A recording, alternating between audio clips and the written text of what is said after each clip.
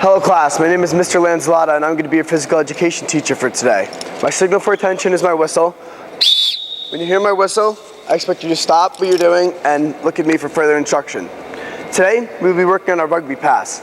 I know you guys aren't too familiar with that, but if you guys improve throughout the class, by the end we'll have a competition to see which group can get the most consecutive passes in a row. Also, there'll be rugby balls bouncing around everywhere, so be aware of that and stay in your own space for safety reasons. Okay, first I will show the skill in full speed. So go over here, over there.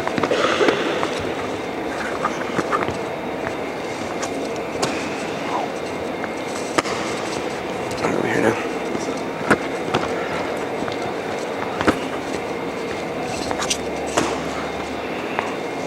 Okay, as you can see, the cues are step, hip, extend, and wrist. You're supposed to step with the opposite leg where your throwing hand is. Then you bring the ball to your hip, the same side as your throwing hand. Then you extend your arms towards your target, and at the end, you turn your wrist like you're turning a doorknob. First, I'll go over the positioning of your hands on the ball. Your throwing hand should be towards the back of the ball, and your guide hand should be towards the front of the ball. Your thumbs should be pointing forward towards your target, and use your fingertips. Rob, can you tell me where your throwing hand is supposed to be on the ball? It should be on the back. Yes. Okay. So, do you want to go back over here? All right, so have your proper positioning on the ball with your hands. You want to step towards your target, bring the ball to your hip, extend your arms, and turn your wrist like a doorknob at the end. Say it again.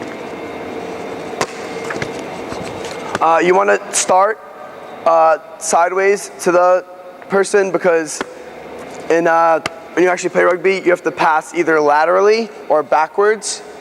So in a real game, you'd be facing sideways to the person, and you would step towards them, bring the ball to your hip, extend, and turn your wrist like a doorknob and face them. A common mistake is it's like sort of like when you throw a football, you don't make it spiral. Same with a rugby ball. You don't have to think about it too much.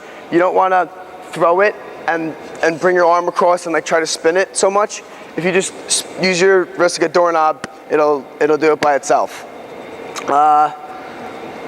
So, Rob, can you tell me the first cue?